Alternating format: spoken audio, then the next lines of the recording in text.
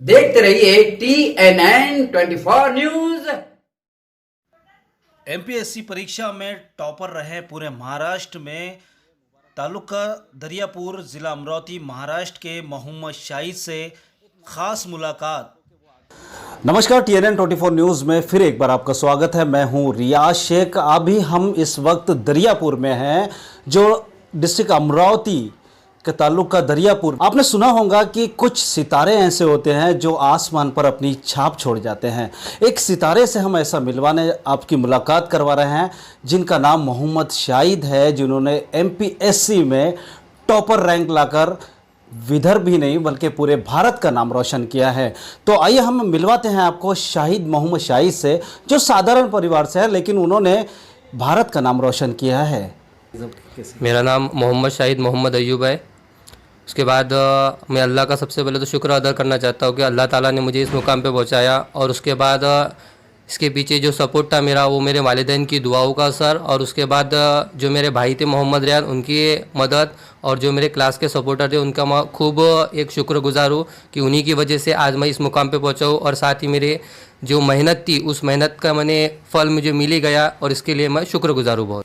अच्छा, ये जो सफ़र रहा आपका आज, जो पढ़ाई से लेकर यानी यहाँ तक के का जो आपका सफ़र है, वो कैसा रहा? किन दिक्कतों का सामना उसके अंदर आपको उठाना पड़ा? क्या कभी ऐसा हुआ कि आपके मन में आया कि मैं पढ़ाई छोड़ देता हूँ और कुछ नहीं करता हूँ, अपने फादर की तरह मैं गैरेज का काम शुरू करता हूँ या ट्रांसपोर्ट का काम शुरू करता हूँ, इस तरीके से आपके कुछ मन में आया कभी? हाँ, इंशाल्लाह। सबसे पहले तो मेरा जो पहली से 12वीं तक जो क्वालिफ़िकेशन है वो उर्दू में हुआ है। उसके बाद मेरा जो ग्रेजुएट हुआ है वो मराठी मीडियम से हुआ है और YCM से हुआ है BA करके। तो शुरुआत में मैंने 2013 से मेरे क्लासेस ज्वाइन किए थे एमपीएससी की, और 2013 में मैंने BA में एडमिशन लिया था। और शुरुआत में जो मैंने क्लासेस लगाए थे एमपीएससी पूरा मराठी में रहता, लेकिन मेरा शुरुआत का क्वालिफिकेशन ही उर्दू में था। तो मुझे क्लास में जब जाके मैं बैठता था मुझे बहुत सारी दिक्कतें आई, क्योंकि मराठी समझना, मराठी के मुझे एकदम डिफरेंस होता है ना, एकदम डिफरेंस आ गया था उसमें, और थोड़ा मुझे बहुत सारी तकलीफ थी। लेकिन मैं सिर्फ क्लास में जाके बैठता था और वो जो सर हमें सिखा रहे हैं बस वो सुनता था। उन्हें जो अल्फाज यूज़ करे, वो जो बता रहे हैं मैं वो यूज़ करता था, और सिर्फ वो सिर्फ सुनता था, और जो लिखते आता था वो लिखता था। मुझे पूरा लिखते नहीं आता था, लेकिन जो भी आता लिखते सिर्फ वो लिखता था। और उसके बाद मैं क्लास में कंटिन्यू रहा, सिर्फ वो जो बोलते गए वो सुनता रहा और सिर्फ क्लास में जाके बैठता था। और आज इंशाअल्लाह आज इस मुकाम पर था मैं कि 2013 से तो मैंने क्लास ज्वाइन किया था, लेकिन 2015-16 के बाद से मैंने वहाँ सिखाना शुरू किया। अल्लाह ने मुझे ये मुकाम पहुँचाया। एक छोटा सा शहर आपका दरियापुर, बहुत कम माना जाएगा, छोटा सा अमरावती डिस्ट्रिक्ट के से अगर हम कंपेयर करते हैं तो काफ़ी छोटा है। आपसे TNN 24 न्यूज़ चैनल की विनती है कि आप अपने घरों में रहे और बाहर ना निकले। भारत की सड़कें सुनसान नजर आ रही है। फिर कल कोरोना वायरस खत्म हो जाएगा, इन सड़कों को दोबारा आबाद कर दिया जाएगा।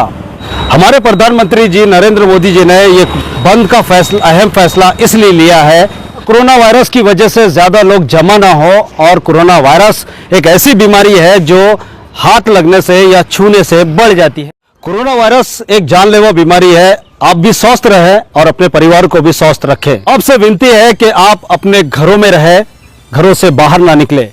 TNN 24 न्यूज़ की ओर से जनहित में जारी, आप अपना और अपने परिवार का ध्यान रखिए। और यहाँ से आप इतनी बड़ी डिग्री हासिल करके कहीं बाहर जाओगे तो कहीं अपने लोगों को भूल तो नहीं जाओगे?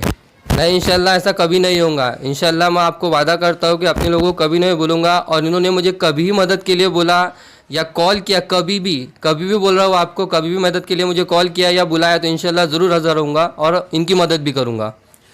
चलो, तो ज़माने को साथ लेके चलो। मैं आपको एक बात और बताता चलूँ कि जब लाइन नहीं होती थी, इलेक्ट्रिक नहीं होती थी, मैं बात कर रहा हूँ बाबा साहेब अम्बेडकर की, जिन्होंने संविधान लिखा, संविधान पुरुष उन्हें कहते हैं।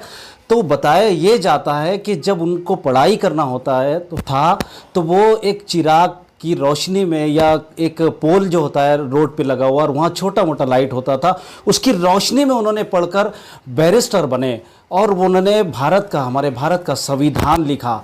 मुझे याद आ रहा है, एक छोटे से शहर से इतनी बड़ी लेवल पर रैंक पर जाकर फर्स्ट आना एक बहुत बड़ा अचीवमेंट है। मैं आपसे कुछ प्रश्नों के साथ आगे बढ़ता चलूं कि आप यहाँ से रहें और आपको कहीं और जाके पढ़ाई करने का कभी मन हुआ?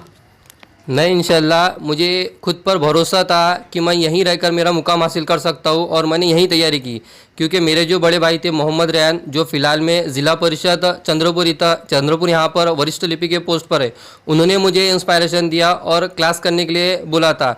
और उन्हें भी पूरा मुझ पर भरोसा था कि मैं यहीं से ही रहकर मेरी पोस्ट निकाल सकता हूँ, तो उन्होंने मुझे पूरा सपोर्ट किया और उन्हीं की वजह से आज मैं इस मुकाम पे पहुँचा हूँ। उन्हीं का मुझे बहुत सारा सपोर्ट था और उनका यकीन था कि ये जो मेरा भाई है छोटा, वो यहीं से पोस्ट निकाल सकता है, इसलिए मैंने पूरी यहीं पर मेहनत की। और मेरे जो क्लास के साथी थे, वो क्लास के साथियों ने मुझे फुल सपोर्ट किया। आज उन्हीं की सपोर्ट की वजह से और मेरे भाई की दुआओं के असर से और उनके सपोर्ट की वजह से मैंने ये हासिल किया है।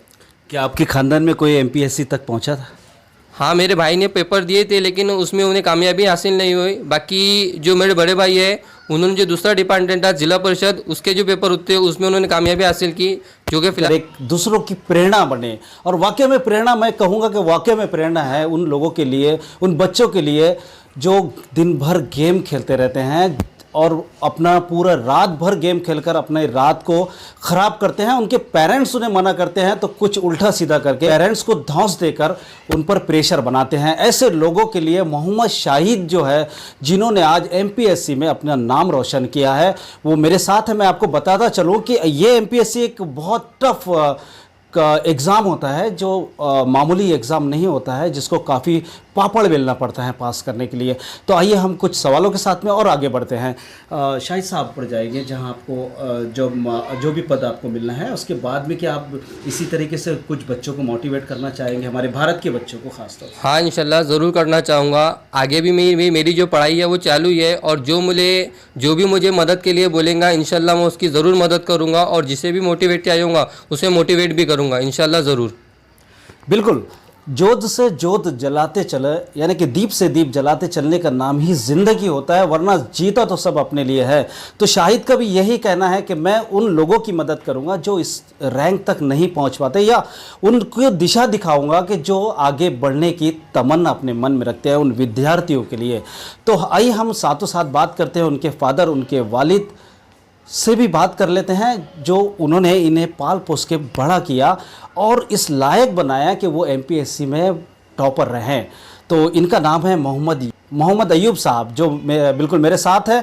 और आप बने रहिए, लगातार बने रहिए मेरे साथ और देखते रहिए TNN 24 न्यूज़ रियाज शेख के साथ।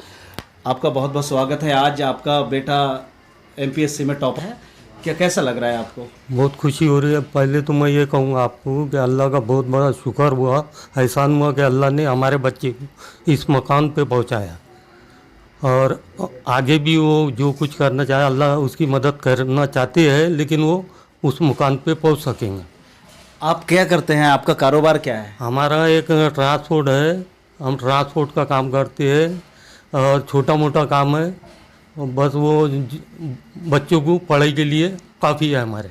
आपने कभी सोचा था कि आपका बेटा MPSC करके टॉप लेवल पर फर्स्ट नंबर पे आएगा? कभी सोचा था? जी नहीं, ऐसा कभी नहीं सोचे थे कि अल्लाह ताला इसको इस मकाम पर पहुंचाएंगे। अच्छा, आपकी कितनी पढ़ाई हुई, आपने कहाँ तक? हाँ, मैंने 9वीं सिर्फ पढ़ा। अच्छा, 9वीं हासिल नहीं, 9वीं तक पढ़े, उसके आगे नहीं पढ़े? आगे नहीं। क्या कहना चाहेंगे उन बच्चों के माँ बापों को? आप क्या मैसेज देना चाहेंगे जो ज़्यादातर PUBG खेलते हैं, रात रात भर? उन्हें आप क्या मैसेज देना चाहेंगे? उनको तो ये करना चाहिए कि बच्चे को देख के आपके बच्चे भी पढ़ सकते हैं, इस मुकाम पे पहुंच सकते हैं। आप भी पढ़ाइए और इस मुकाम पे पहुंचाइए। रैंक में टॉप किया है, उन विद्यार्थियों को जो पढ़ना चाहते हैं, या उन लोगों को, उन बच्चों को जो गेम खेलते रहते हैं ज़्यादातर, उन लोगों को आप क्या कहना चाहेंगे? उन बच्चों को से क्या कहना चाहेंगे? सबसे पहले तो मुझे फर्स्ट रैंक हासिल करके बहुत खुशी हासिल हुई, और उसके बाद जो अपने ये जो लड़के रहते हैं, फ़िलहाल में मोबाइल का इनका बहुत शौकीन है, तो मैं उन्हें एक ही मैसेज देना चाहूँगा कि आप जितना हो सके उतना मोबाइल से दूर रहिए। सिर्फ एक बार आप अपना मुकाम हासिल कर लीजिए जो आपने तय किया है, इंशाल्लाह आप उस मुकाम पर हासिल करने के बाद आपको जो करना चाहिए आप वो कर सकते हो। लेकिन फ़िलहाल मेरा एक ही बोलना है कि जो आप 24 घंटे में से 10 से 12 घंटे आप सिर्फ मोबाइल पर यूज़ करते हो, तो मोबाइल आपसे दूर रहना चाहिए। अगर आपको कुछ हासिल करना है तो इंशाल्लाह अगर आप इस मोबाइल से दूर रहेंगे और अपने मेहनत पर, अपनी सिर्फ पढ़ाई पर मेहनत करेंगे तो इंशाल्लाह मैं आपको बोलता हूँ कि आपको कामयाबी पक्का हासिल होंगी, मीन्स हासिल होंगी। बस मैं एक ही बात बोलना चाहूँगा कि आप मोबाइल से दूर रहिए। शाहिद साहब, मेरा दो प्रश्न रहेंगे, आखिरी प्रश्न दो रहेंगे। पहला प्रश्न ये रहेगा कि आप अभी कोरोना वायरस चल रहा है, तो कोरोना वायरस में आप क्या मैसेज देना चाहते हैं हमारे देशवासियों को? तो कोरोना वायरस के हिसाब से मैं कहना चाहूँगा, फ़िलहाल में देश की जो इकोनॉमिक है वो पूरी गिर चुकी है, और जो पढ़ाई करने वाले विद्यार्थी वगैरह है, स्टूडेंट वगैरह है, उन्होंने भी अपना पढ़ाई, कुछ विद्यार्थी ऐसे, कुछ स्टूडेंट ऐसे है कि उन्होंने अपनी पढ़ाई बंद कर दी। तो मैं जो विद्यार्थियों ने अपनी पढ़ाई बंद कर दी है उन्हें एक मैसेज देना चाहूँगा कि पेपर की डेट आ चुकी है और इंशाल्लाह पेपर भी ज़रूर होंगे, फिर थोड़ा टाइम लगेगा। तो मैं उन्हें एक ही कहना चाहूँगा कि आप अपनी पढ़ाई बंद ना करते हुए जहाँ भी हो सके आप अपनी पढ़ाई कंटिन्यू कीजिए, बंद मत कीजिए। क्योंकि अगर आप आपकी बीच में पढ़ाई बंद करते हो और पेपर आने के बाद पढ़ाई शुरू करते हो तो आपको बहुत सारी दिक्कतों का सामना करना पड़ेगा। इसलिए मेरा मैसेज एक ही है कि आप अपनी पढ़ाई कभी भी बंद मत कीजिए जब तक आप अपनी पोस्ट पर नहीं पहुँच जाते। कोरोना वायरस, फ़िलहाल में अपने देश में कोरोना वायरस बहुत फैल चुका है, और उनके लिए मैं एक ही मैसेज देना चाहूँगा कि जब आपको ज़रूरत हो तभी आप बाहर निकले, ज़रूरत ना हो तो आप बाहर ना निकले, और हो सके जितना हो सके तो अपने घर में रहे, वो भी आप अपने यूज़ कर सकते हो। मास्क वगैरह, ग्लव्स वगैरह पहनिए, और ज़रूरत हो तभी बाहर जाए, उसके सिवा बाहर ना जाए, अपने घर में रहिए।